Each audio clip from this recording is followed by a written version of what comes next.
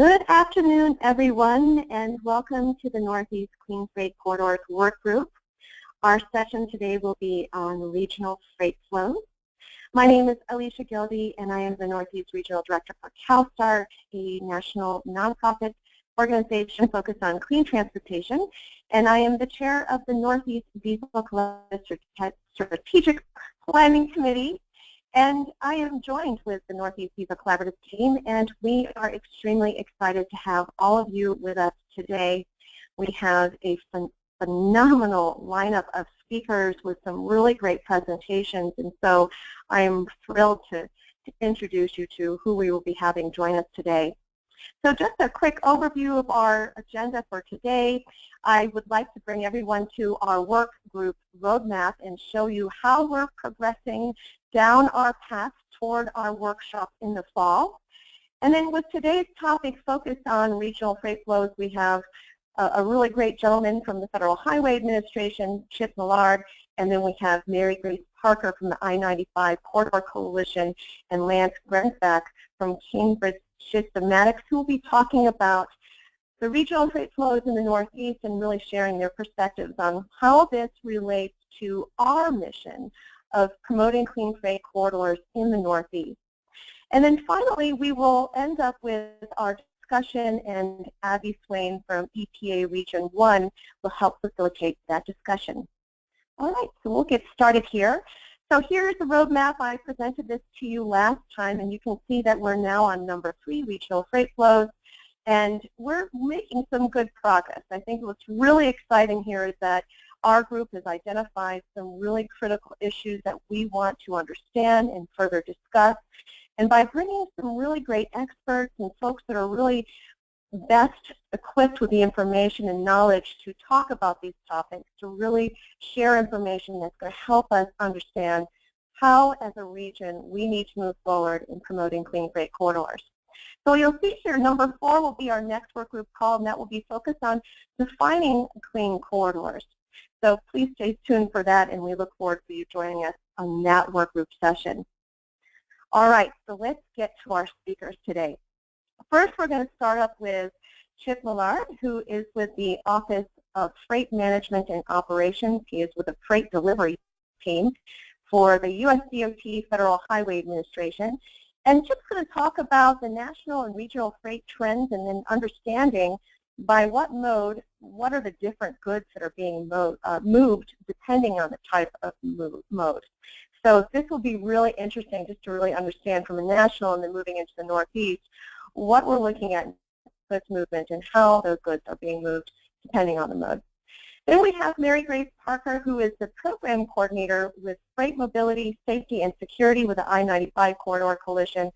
MaryGrace has been working for many, many years on these issues and really understands the concerns that we have in our region in terms of congestion and bottlenecks and how that relates to improving efficiency of how we move goods, how that relates to air quality.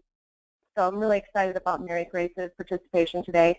And then we have Lance Grenzeback, who's going to be partnering with MaryGrace on the presentation today, really kind of sharing from a freight performance measures perspective and really understanding freight corridors in the Northeast and the supply chain. So what I'm going to do is I'm going to hand it over to Chip Millard. Chip, take it away.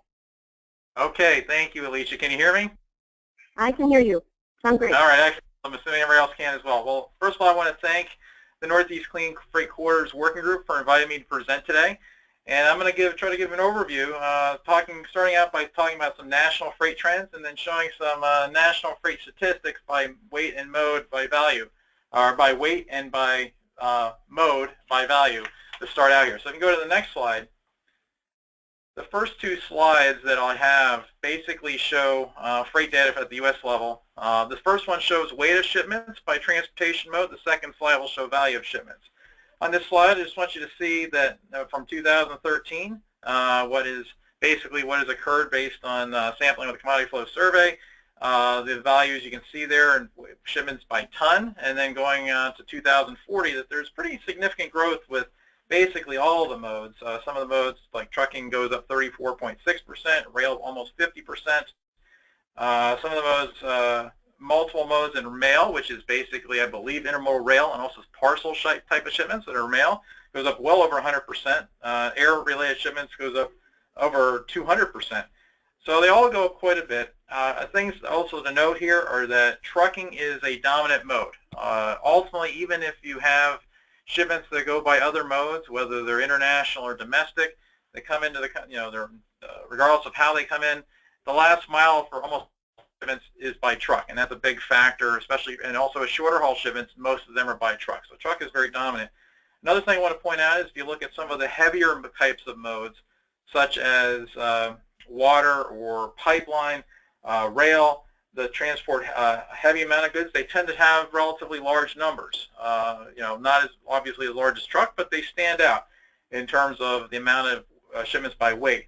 And then finally, just to mention also is that there's some variation. This is true for the next slide as well. Some variation between the modes in terms of where the goods are shipped. If you look at some of the modes, they're very domestic oriented. Trucks is like that. Trucks is like that. Rail, which is basically heavier shipments like coal, is like that. And then there's also some shipments that are more on the international side. You look at exports and imports, especially multiple modes and mail, and also water shipments. So keep that in mind. Go on to the next slide. The next slide shows similar information, but it's by value of shipments. And again, you can see that there's a lot of growth with all the modes, except for pipelines, actually projected to go down in terms of value. I won't go over the percentages. You can figure that out if you look at the slides. But again, trucking is dominant in terms of the basically by value, because trucking is relatively high value shipments in most cases. And the other thing I want to point out is that faster modes, such as air and truck, really show up more. The previous slide, the air was very, very minor in terms of by tonnage. But when you look at value, most very high value shipments, many of them are shipped by air. So it shows up much more prominently here. To a lesser degree, that's also true with multiple modes and mail, such as intermodal rail or parcel type of shipments. Things that are a little more prominent, they're heavier bulk kind of things, maybe not quite as big in terms of the numbers when you're talking about value of shipments relative to weight of shipments. So that's some of the data. We'll move on to the next slide. And this next slide is something just to sort of set the stage for those of you who are not as involved in freight transportation, that you're looking at things more from the environmental end of things, just so you better understand freight transportation in general, a very general thought with logistics. And when this is basically a continuum of how the different modes that are used for freight shipments, and basically from higher and faster types of shipments, different modes on the left, like air, very fast, but also very costly. Going over to the right, it gets lower cost, but it's also slower. And so those are some of the things to really think about, that certain types of goods are going to be more likely to go by certain types of modes, depending on their value, depending on their perishability, depending on how quickly, what kind of demand the customers may have. The goods that are higher value, that need quickly, tend to go by faster modes. They're more expensive, and that's the way they're going to be shipped. If it's something that is generally less value by per unit basis, by tonnage basis, doesn't need to get there right away. It will often go by a slower shipment. One other thing I'll mention here is that there can be some differences even within modes, and that, like for example, with trucking, there's basically 3 different types of trucking. You could say there's parcel type of trucking, like your UPS and FedExes of the world. There's what's called less than truckload carriers, who ship they have a full truck, part of their load goes to one location, part goes to another location, and so on. And they have truckload carriers that have the entire truck go from to a particular destination. The parcel trucks tend to be a little bit higher kind of value, a little more flexible than the less than truckload and truckload, which is generally speaking, not entirely, but it's a little bit slower. And then with the intermodal rail, that's another example looking at rail. With intermodal rail, tends to be a little bit faster, a little bit more flexible than stuff that is bulk rail when you're talking about coal. Same thing actually true with water shipments as well when you're looking at containerized shipments versus bulk shipments. So something to keep in mind there when you're looking at different modes of transportation, that certain modes are going to handle certain types of shipments basically based on the type of commodity and the consumer or business demand. Let me go on to the next slide. The next few slides show some freight volume flows within the United States, and just to give you a sense of how things are in the United States. This slide here shows freight flows by volume on highways, railroads, and inland waterways. Heavier but lower cost goods such as coal show up prominently on this map, as you can see by the rail volumes that are in eastern Wyoming and Nebraska, and also on the Mississippi River system. So they really show up very prominently because it's in terms of by tonnage here. Also, some of the major highway corridors also show up on this map, and there's another map a little bit later in the presentation focuses specifically on highways, but I'll touch on that in a bit. On the next slide shows another rail-oriented map that this actually shows containerized volumes in 2011.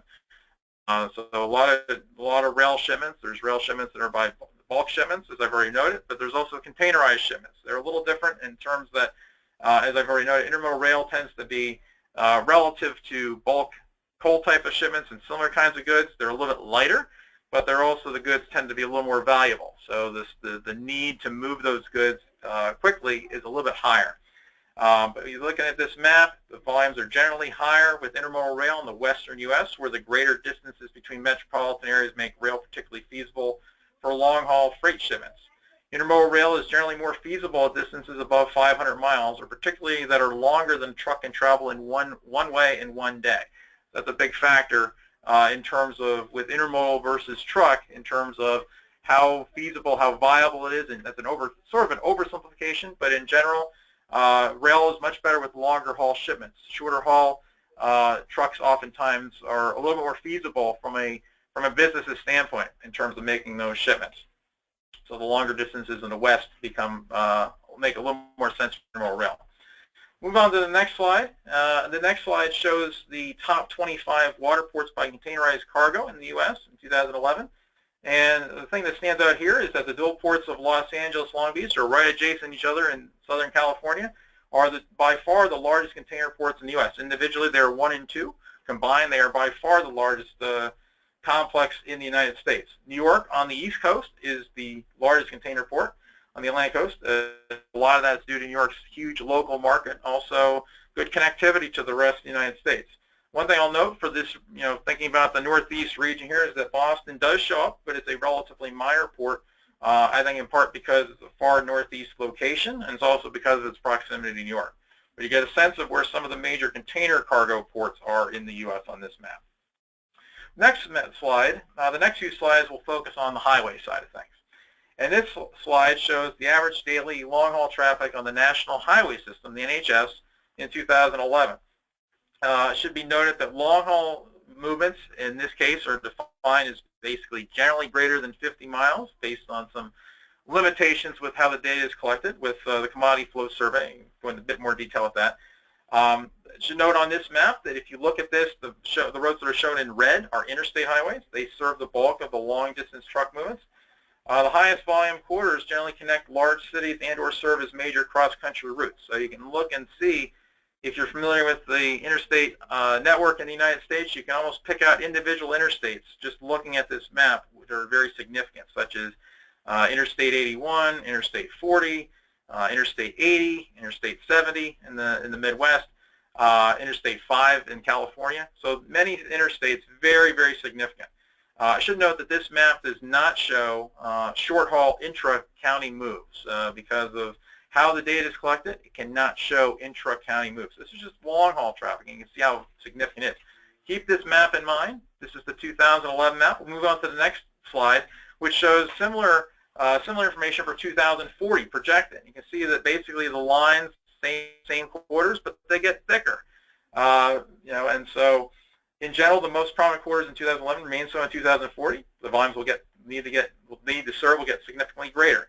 It should be noted that this slide shows volumes on a non-capacity limited basis, so it does not account for any capacity expansions or new highways that may be built on the system. So that's important to note.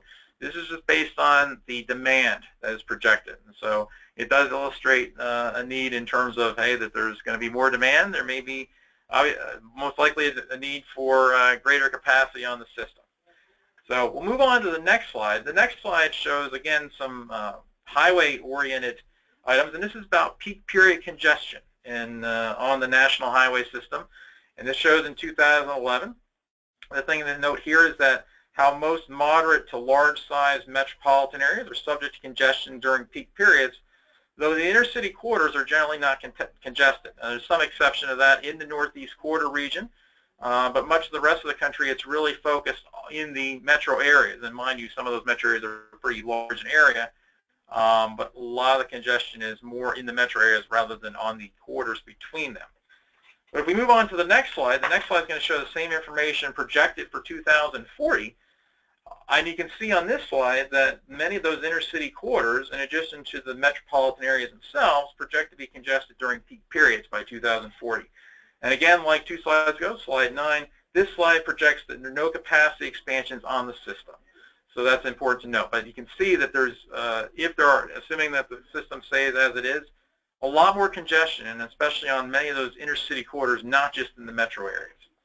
So move on to the next slide. The next couple of slides show a similar kind of thing. You can say, well, okay, we have congestion on the highway system. Maybe we can look at other modes. And just to note here, some information with the rail network capacity.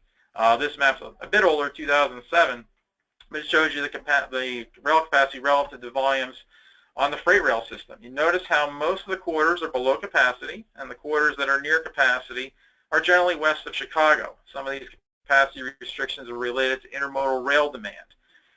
So generally speaking, there are some issues with capacity, but in 2007, not too bad in general on the rail side of things. If we move to the next slide, this is for 2035, and you can see that this, much like the highway system, rail networks are projected to reach capacity or higher levels if expansions such as double tracking, multi-tracking, or technology-based operational improvements don't take place. In general, capacity is not as big of an issue in the Northeast, but and to some degree that's a function of the market proximity, making rail, more so the truck is a little bit higher demand in the Northeast. But it should be noted, and this will be covered in the next presentation, there are definitely some bottlenecks in the Northeast, and the next presentation will touch on those things. I don't want to give the impression there's not issues in the Northeast on the rail side. There definitely are, but relative to the rest of the country in terms of what's projected, there could be maybe not quite as bad. Should be also noted that the Class 1 railroads, and for those of you who are not familiar with what that terminology is, Class 1 railroads are the major freight railroads in the United States. There are, actually in North America, there are 7 of them. 4 of them are based in the U.S., 2 in Canada, 1 operates in both the United States and in Mexico. The 2 in the East are CSX and Norfolk Southern. Those Class 1 railroads are continually investing to implement capacity improvements to maintain the efficiency of their network. So much like on the highway side, the funding is used to improve the network. The railroads are very, very focused on trying to make sure that their network can continue to function efficiently. So it should be noted that this projection doesn't necessarily mean that's what will actually occur, just based on the demand that is expected if the network does not change. Now the next few slides, go to the next slide, sort of the next few slides I'll try to go through fairly quickly. I have maps that show the flows to, from, and within different states, the 8 states that are in the Northeast Clean Quarters region. And so what I want to do here is talk about each of those states a little bit and just show you what they have. And so this first map shows that the states are shown in alphabetical order among the 8. The first map shows Connecticut. The primary things to observe on these maps are that first, that most long-distance truck volumes to, from, and within a state travel to, from nearby states. So even though you're looking at, there's obviously a lot of freight volumes that occur, even the things that are called long-distance intercity volumes, generally speaking, stay within the region or stay within a state, even smaller states in the New England region. And the second thing to note is that even though the proximity is very big a factor in terms of where the volumes are, there are still significant freight volumes between the higher population Northeast states, such as Connecticut, and the large population states outside the region. If you look at the map, you can see some of the states are shaded a little bit darker, such as Florida, Texas, and the West Coast states.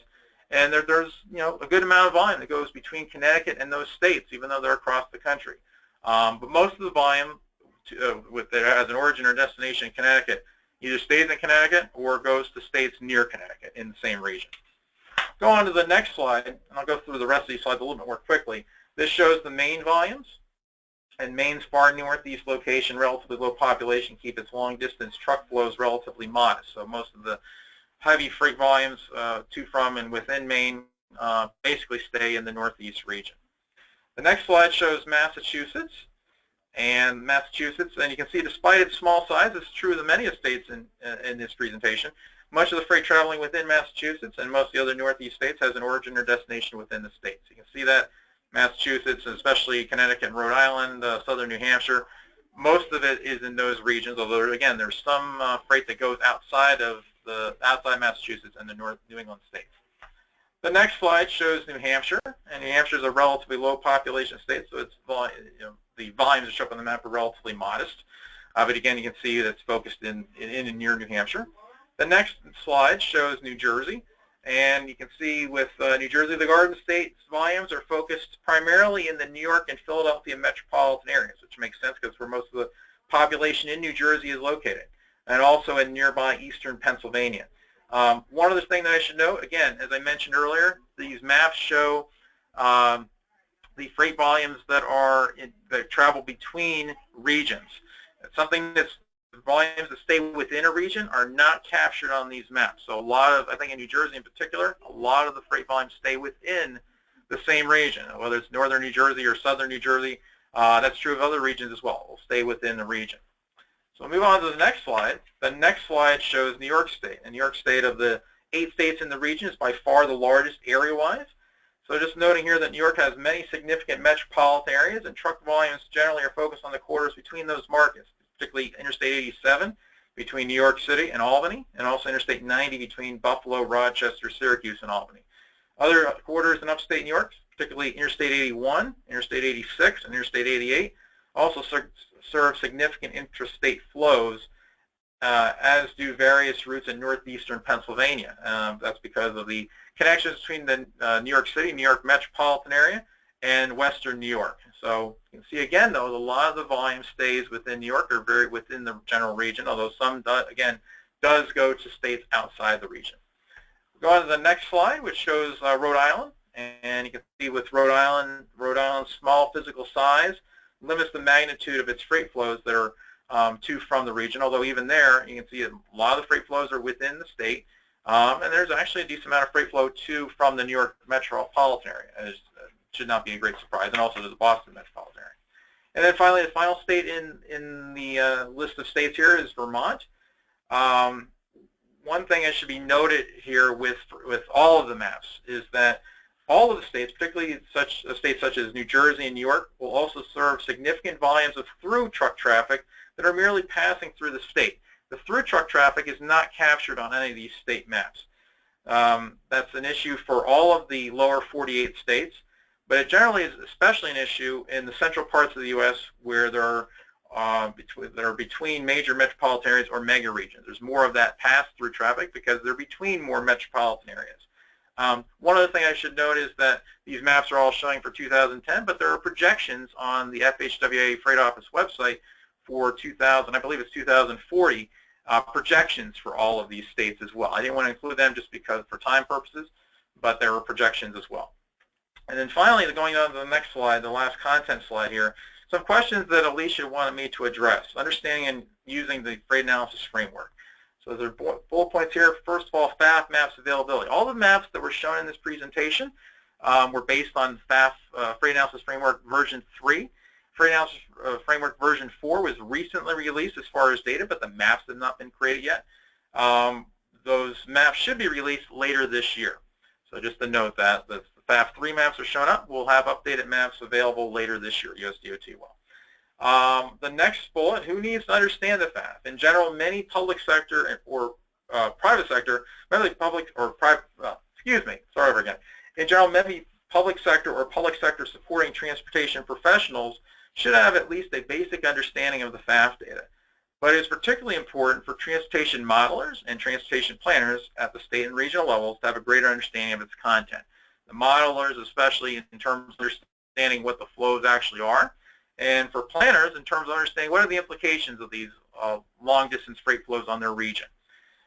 Looking at the next bullet, examining FAF trends over time. FAF users can examine trends over time, but it's important to know whether the data and maps created for different years are using the same methodology.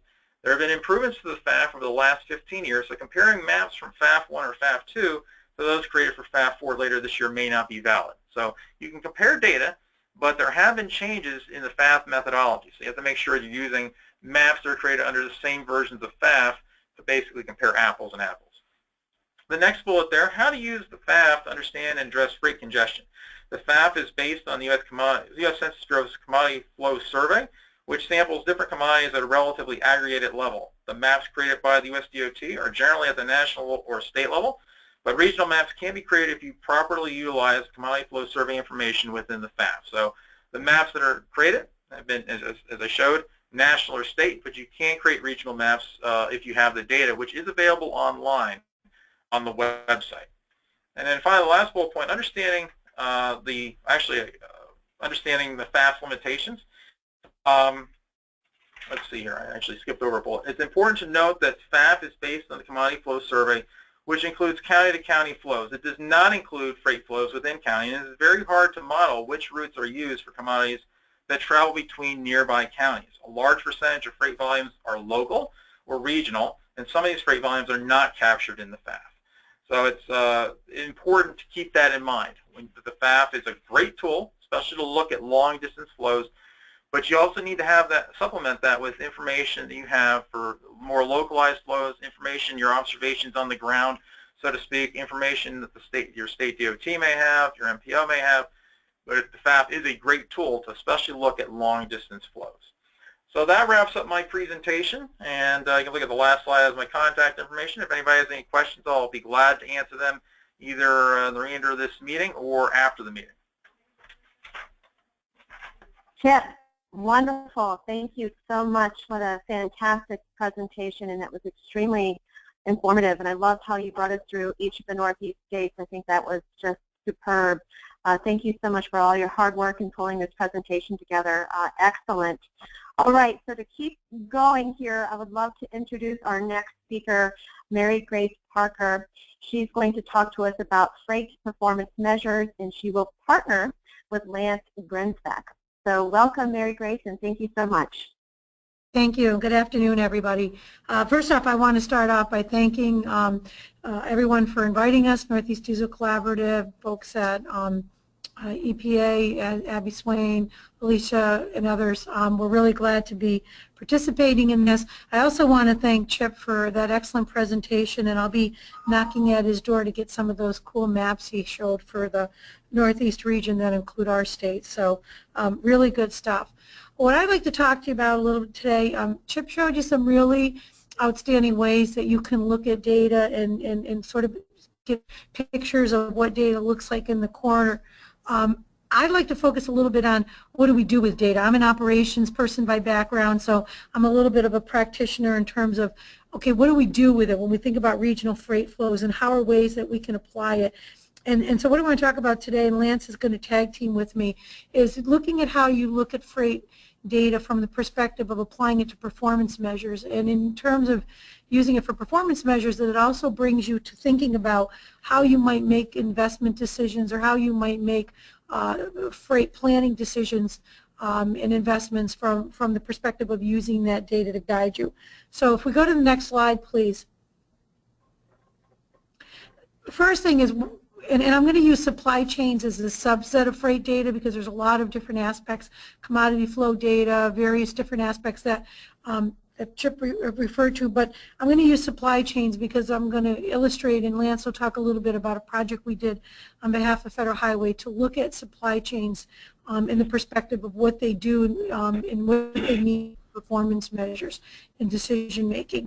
So why would we want to look at them? Well, if you look at our corridor coalition on the Eastern Seaboard, we're 16 states, we're about 40% of the U.S. GDP, 21% of the nation's road miles, about 35% of the overall VMT. What's particularly important to all of you is there's about 5.3 billion tons of freight shipments annually that are moving by truck and by rail, and some by water in the corridor. We also have 2 Canadian provinces, so that brings in cross-border flows, as well as the fact that we sort of break down into what I call 3 economic mega regions that are really driven, and particularly the freight and supply chains sort of shape these regions as well as other attributes. Next slide, please. So what are the challenges we face in this region? Well, many of the states here are still developing state freight plans, so we're still not at that point, as Chip showed you those statewide maps, where we've really been able to take what they're doing, or in some cases they're still working on, and knit them up into sort of a regional profile. I think that'll be coming. I think it's the next step. And so not a lot of these states have detailed maps. Some of them have looked a little bit in their freight planning, and they're developing the freight plans and add some freight flows across the region corridor, but certainly not to get some very clear mapping of some exact data for those corridors. Part of the reason for that is a lot of agencies face data challenges to develop these profiles, whether it's the cost of data, the availability of data, some of the conflicting aspects of data. And Federal Highway has certainly done a lot, as you can see, with FAF and the NPM-RDS data that they're working on, providing throughout the country. But there's still some challenges with those, both in terms of having them and also being able to have the expertise to analyze them. So we really see a need to get that data, to knit it up in the state freight plans, to start to get a regional picture, because as Chip pointed out, and the state of Connecticut is a good example, that's not necessarily a state who's driven by their own freight. They're certainly driven by freight that emanate way beyond their border. So, and the purpose of all this comes up to really two things. How do we develop a coordinated action plan, and how do we develop investment plans that work on a state or regional basis? Next slide, please.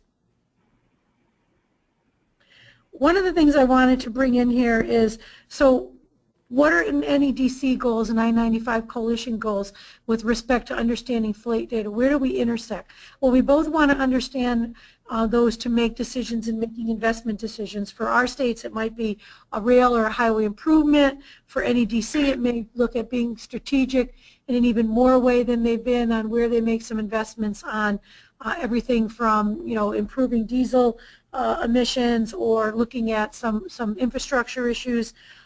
We both need, and I think we both recognize that we have to reduce emissions, and that freight movements account for a lot of that.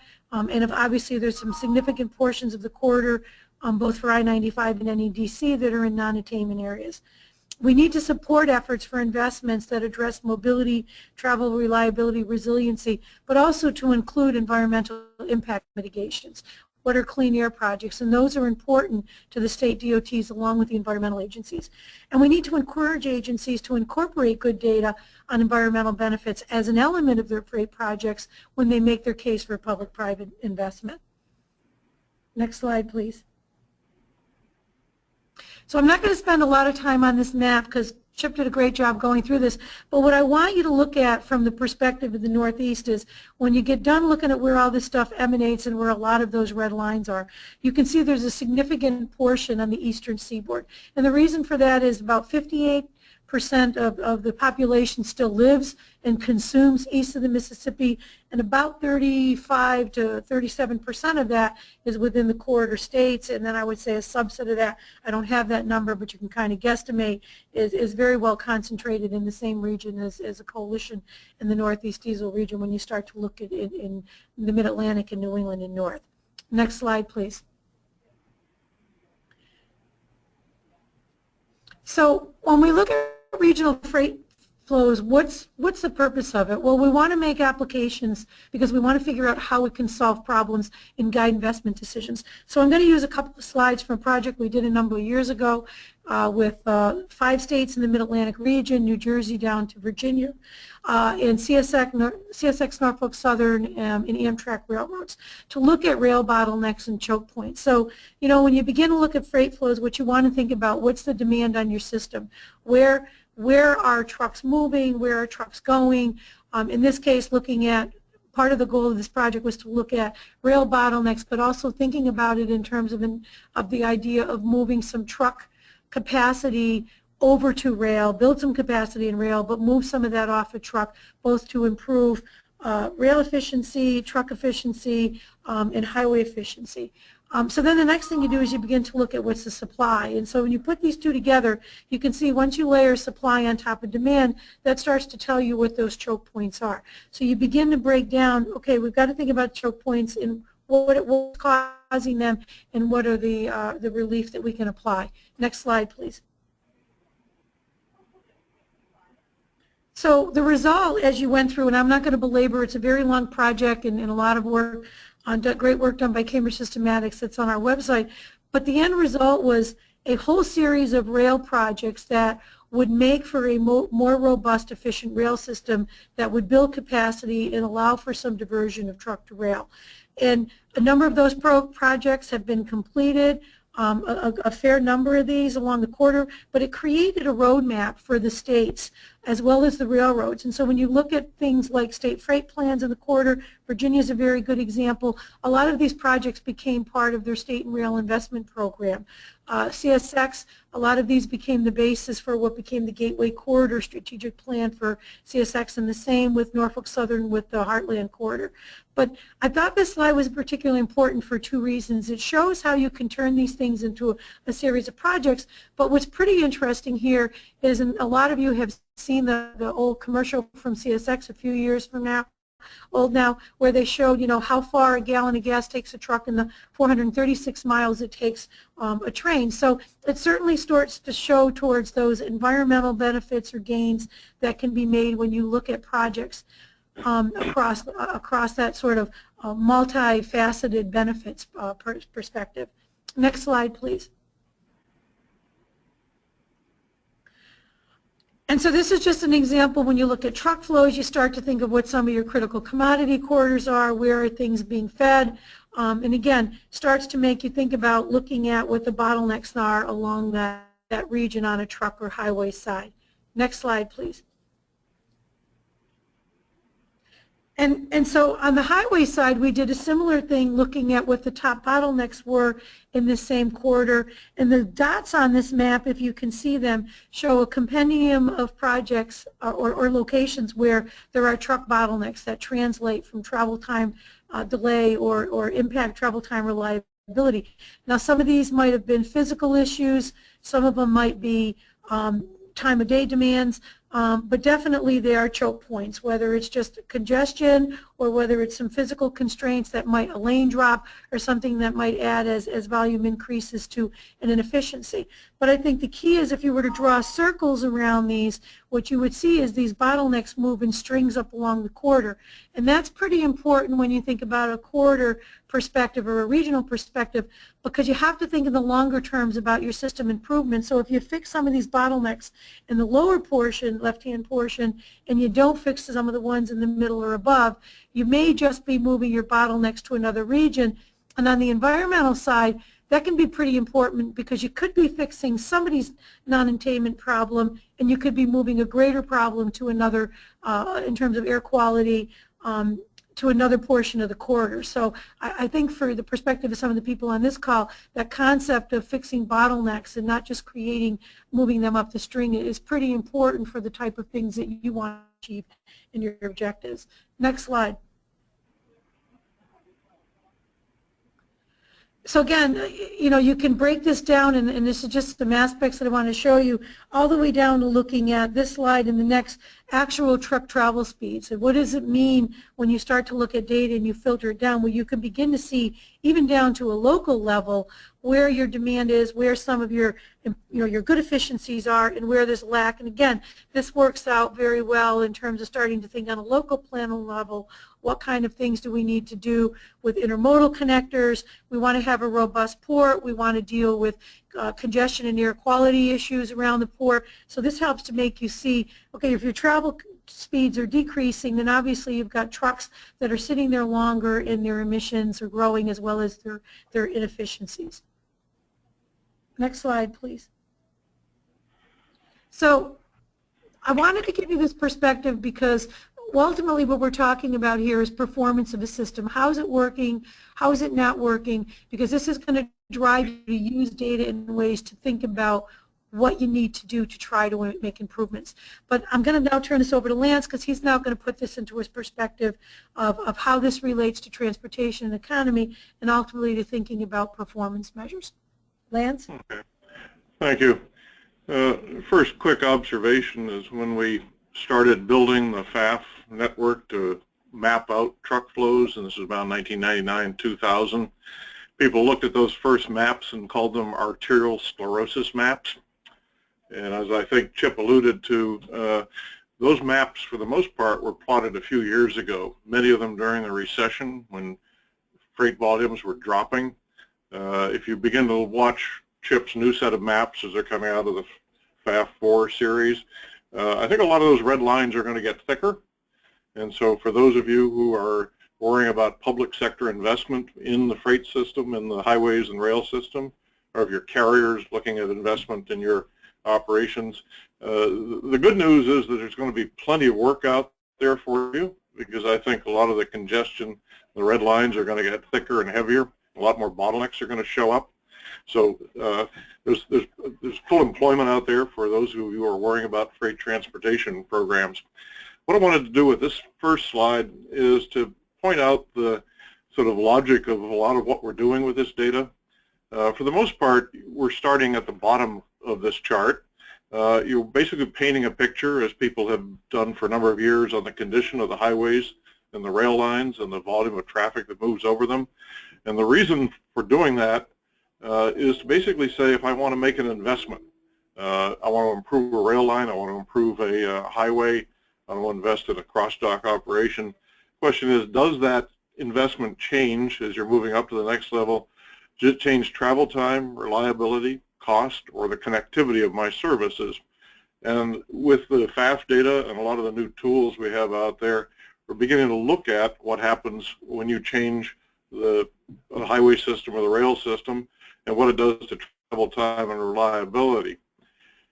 The problem with that we've had for a long time is then translating those improvements into economic factors to say, okay, if I improve travel time on the highway network, does that really help the carrier? Does it help his shipper or receiver to improve their productivity or their market access? Does it make them more competitive? And does it generate more jobs and more economic growth? So the great challenge over the last few years has been to sort of say, fine, I can paint a picture of what's going on at the bottom of this chart, but the middle is kind of fuzzy, and I don't really know whether it's paying off to the economy. So the next slide, if you would, Alicia. So if you simplify that chart and say, I'm really looking at 3 or 4 things out there. At the bottom layer, I'm looking at the condition of the transportation system. At the middle layer, what I really am talking about is understanding the logistics, understanding about how supply chains and distribution networks work. Basically, how carriers use the transportation network. And at the top, what I'm worrying about is how well the transportation and logistics operations are really supporting my economy. And then over on the right side, we don't want to forget the fact that we have a lot of policy, regulations, and rules that govern how the economy, how logistics, and how transportation work. But the missing link that we've been fairly obvious to us for a number of years is that middle one, is the middle box of logistics. We've done a very good job of building a picture through highway and state systems of the condition. You know, we know the condition of bridges, we know the condition of pavements. The railroads keep very, very detailed information on their track and maintenance away conditions. And we have at the top level a lot of information on the economy, but what about that middle logistics link that kind of allows me to pull those two together? So if we move to the next slide, I'm going to talk about work that MaryGrace alluded to. This is work that's been done through the I-95 Corridor Coalition on behalf of the CHIP's office, the Federal Highway Office of Freight, and with the participation of the Secretary of Commerce's National Advisory Committee on Supply Chain Competitiveness. And the question was, well, how do we measure supply chain performance? How do we get information about that middle box and bring it down to the level that people can use it? So the objective of the study, the white paper, was basically to ask, can you measure supply chain transportation performance and see where, can you do it in a way where you can begin to say, aha, I can see enough about the bottlenecks in this area so that I can tell whether a public sector investment is going to pay off or not. So start through the next slide, please. So what we did, and this is at a national level, and it was set up as a pilot study, we looked at 5 supply chains, and they're listed out here. We worked with Target, General Motors, Purdue, soybean farmers out in Illinois, and Panasonic we went to them and said, we'd like to get you to sketch out for us your supply chain. You know, where's your inbound freight coming from? Where do you process it? Where's your outbound distribution network going? We don't want you to tell us how it works today, but we want to be able to then go back and see if there's enough publicly available data to paint a reasonable picture of how your supply chain, or at least industries like yours, how well it's working for you. And so we did that, and we came back to them and said, does it approximate what you see on day-to-day operations? And they said yes. So for each of those, and I'll give you some examples later, what we did was sort of peel them apart and say, can we draw a picture of them? Next slide. Just as a sort of the Surgeon General's warning on the study is we did not do everything in great detail. What we did was we looked at the performance of these supply chains, but we did not try to look at, you know, the performance of trucking or the performance of the highway network or environmental impacts. What we from previous work is that there was a lot of information out there about modal, network, and environmental economic impacts. We didn't try to replicate those. Those are there available for use. We did look primarily at the performance of what I'll call the public and quasi-public networks. So we looked at how ports, highways, rail lines worked. We did not sort of try to go in and look at what happened inside a warehouse or inside of a manufacturing facility, because those are private sector decisions and they're really somewhat independent of the transportation network for the most part. So what we wanted to focus on was how well did the more purely transportation systems of supply chain work. We didn't get inside how Target manages its warehouse. We looked at what happens when they send their trucks out on the road. We were put a focus on using performance metrics or measures that were common across all types of supply chains. We didn't want to pick metrics that were only usable for a Target doing consumer goods, but weren't useful for somebody shipping, for example, manufactured products. And then finally, what we were looking for was to measure what we've called high-level performance of these supply chains. We absolutely, at the public sector side, do not need to know, you know, whether Target's drivers were wearing a blue shirt and took a left turn on Tuesday morning at this light and were delayed for 30 seconds or not. We wanted to basically say, over time, you know, over quarters, over annual periods, how was the performance of that supply chain working? Did not need to duplicate the kind of day-by-day precision that a lot of carriers and a lot of shippers need for their operations. So with those caveats, let me show you what we did in the next slide. Well, skip over. These were the performance measures we looked at. Transit time, basically travel time in days and hours. The reliability, we looked at what kind of travel time you need to be reliable 95% of the time. This is very similar to what your highway traffic reporting systems are producing now and has been used in transportation planning for years. So we looked at cost, rough costs in dollars, and we also took a look at safety and risk, and I will come back later and say what we were going to recommend is that we focus on the first three. While it's feasible to do safety and risk assessments, what we found out was a great deal of that data were not readily available. A lot of it was sort of corporate information. People do it, but it's not easily standardized to get a picture of what happens on a supply chain. So what you'll see in most of the discussion from here on is a focus on travel time, reliability, and cost, and less on safety and risk. But that's out there for a future research project. Next slide, please. So the Target, we looked at their supply chain, and these were picked basically to cover different industries and cover different regions of the country. So as a pilot effort, the question was, is it broadly applicable? So we looked at their movements of intermodal containers carrying consumer goods that go into a typical Target store from Seattle through Chicago into an intermodal distribution center and a retail store in the New York, New Jersey area. We also looked at the similar movement coming out of the Port of LA and Long Beach coming across through Chicago. And the inset simply shows you some of the breakout. So they move out of the port. It's a dray operation from the port to the railhead. They're loaded on rail cars. They're moved to Chicago. In this case, they get off the rail car. They're rubber tired through Chicago, then put back on an eastern railroad, moved to New York, New Jersey, or in this case probably Harrisburg, I think it was, and then they're pulled off by truck to the actual distribution center and then to the retail stores. So we were looking at that and saying, could you measure that? Next slide. What we did was we broke down on the left column there, we broke down each of the kind of links and nodes. So you're going from a West Coast port, a dray move to, in this case, transloader consolidation center. We did not look at the time it spent there, but then there was another dray move over to the West Coast rail terminal and so on down the line. And so you're basically looking at each link in the trip, each link and node. And what we were trying to do on the whole was see if there were publicly available sources or if there were commercial services from which, you know, Federal Highway, other groups could get information, purchase information. And the sources we used are listed. TransCore and Chainalytics are private groups that produce information as part of other services for carriers and shippers, but we're willing to basically strip the identifiers off that information and make it available or sell it to people to look at general patterns. So the next slide then shows a first cut at mapping the performance.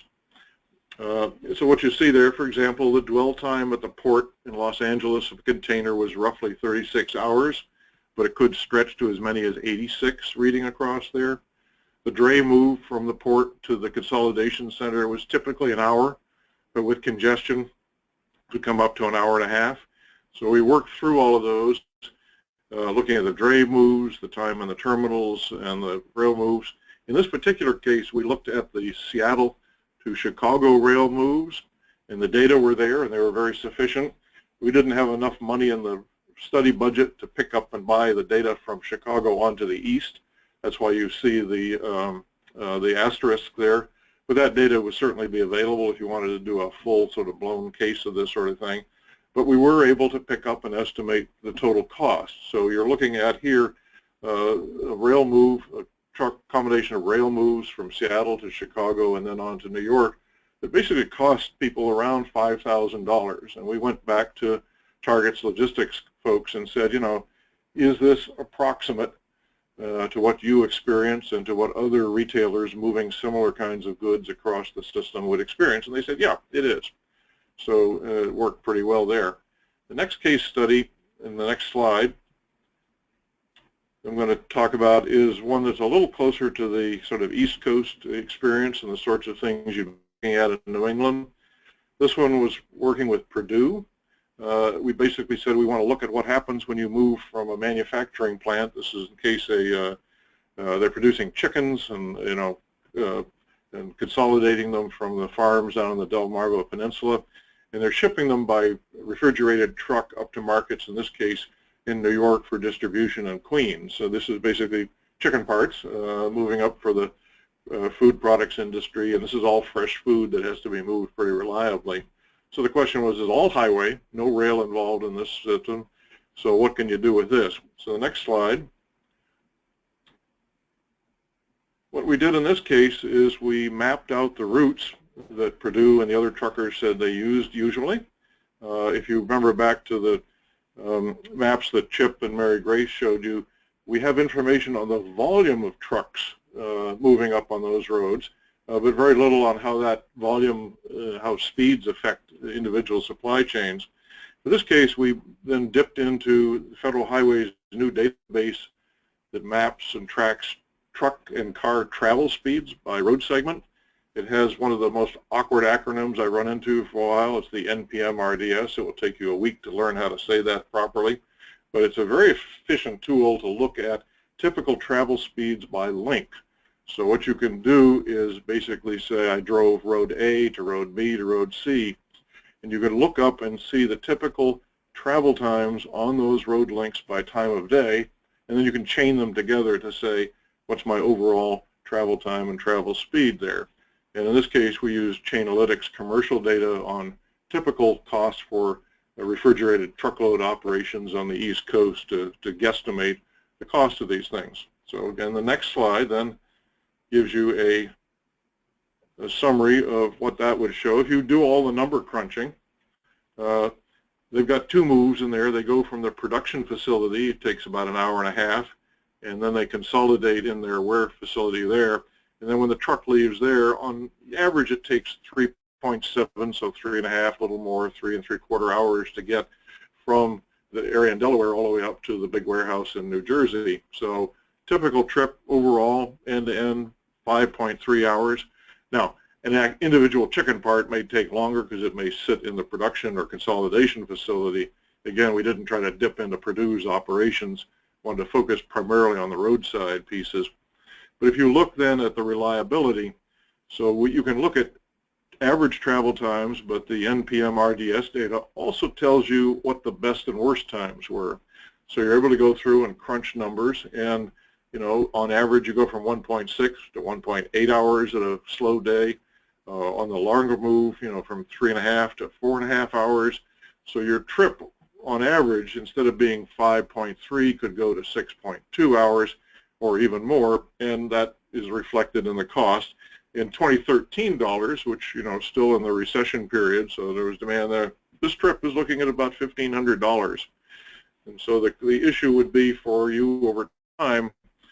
So if you looked at this supply chain or one similar to it and said, hey, this is pretty much similar to what I'm doing for half a dozen poultry growers in the Delmarva Peninsula moving up to markets in the New York region, if you were to track this either quarterly or over 2 or 3 years, and you begin to see the time go up and the costs go up, you begin to sit back and say, okay, somewhere along that line, the transportation system is not serving the supply chain particularly well.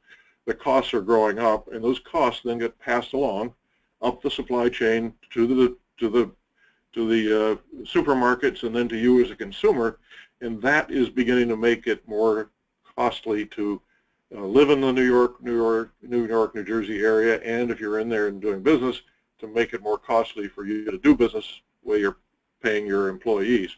So the sort of short of this, if you would go to the next slide, is the exercise said, yep, you can in fact measure and track, again, the high-level performance of representative supply trains with these metrics. So it's out there, it's feasible. Like the early FAF work, it'll take quite a bit of refinement and improvement to get it there, but it's out there and you can begin to do it. And again, to go back to my sort of 3-level diagram there, you now have information on travel time and reliability and cost that you can match up with information on congestion on the roads, the rail lines, and the condition of those things. And you can then begin to sort of say, aha, I'm dependent in this area on a particular industry. I can track their sort of the performance of their supply chains a bit. I can see whether they're getting better or worse. And at that point, you can begin to go out and have an intelligent conversation with shippers and carriers about how, is it a physical problem? Is it an operations issue, a regulatory problem? How do I address that? How do I deal with that? And is the payoff for that going to be in retaining businesses or growing jobs or keeping, Massachusetts, New Hampshire, or Maine economy going? So you begin to get a tool to sort of narrow down and say, it's not just a physical problem on the roadway, it's a supply chain problem, and how do I deal with it?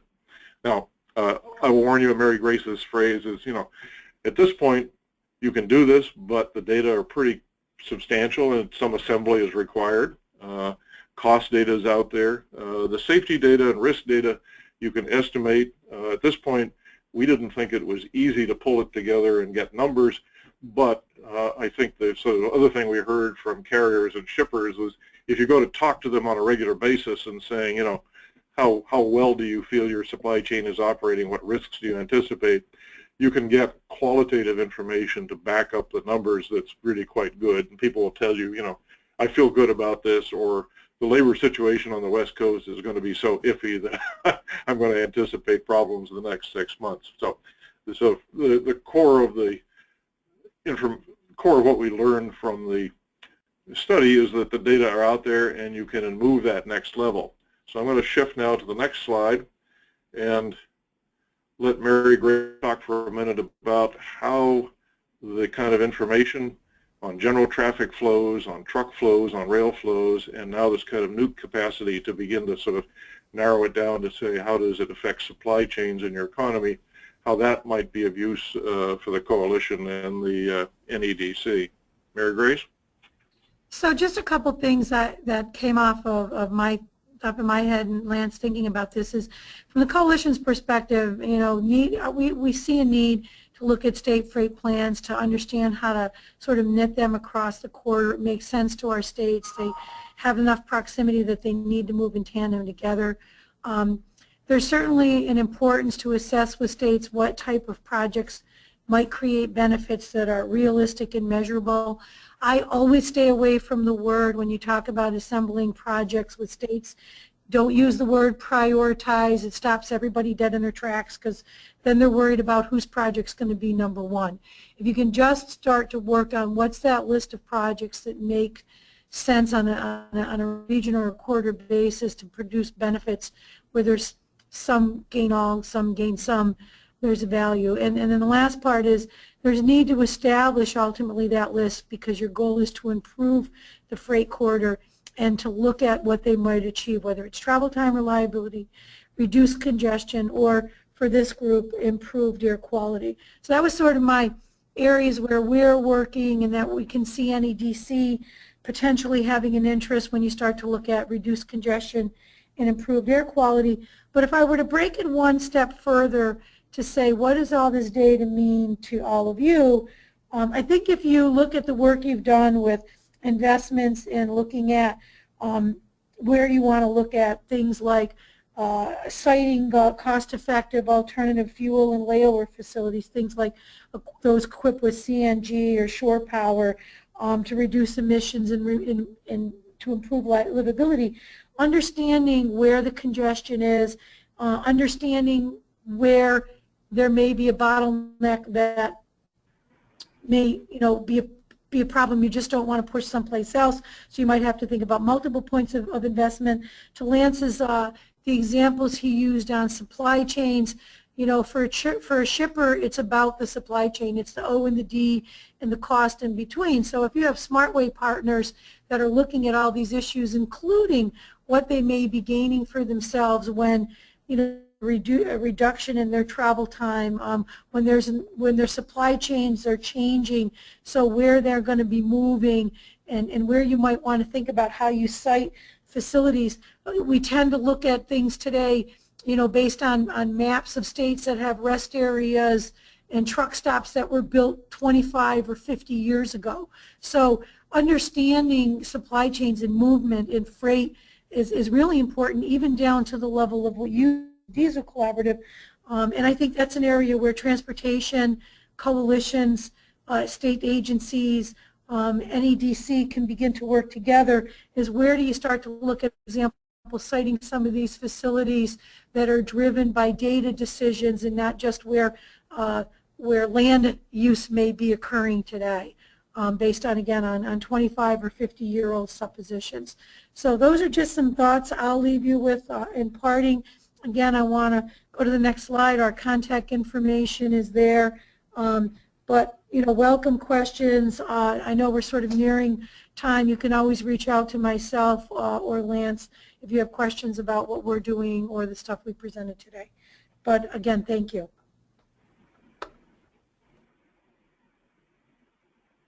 Okay, that was wonderful, everybody. I fear that we again have run out of time. We've limited these webinars to 1 hour because we really respect that all of you are very busy people. Perhaps we should consider an hour and a half in the future, but we're very grateful to Chip and MaryGrace and Lance for lending their expertise. Both Federal Highway and I-95 Corridor Coalition have been great collaborators with the EPA regions, and that's why we tapped them for this call. So in the handout pod, you see the presentation posted. Download that, and you'll have ready access to not only the speaking points, but the emails for the presenters, so you can follow up with them directly with questions. But Alicia and I will follow up on the questions you've already entered into the chat pod, so look for further communications on that. And before our next call, which is May 26th, your homework is really to start thinking about how to apply this to what you want to do and what we want to do together. The purpose of this group, again, is to build bridges across states and MPOs, between transportation and environmental and energy interests, between shippers and carriers and government, between network and local perspectives.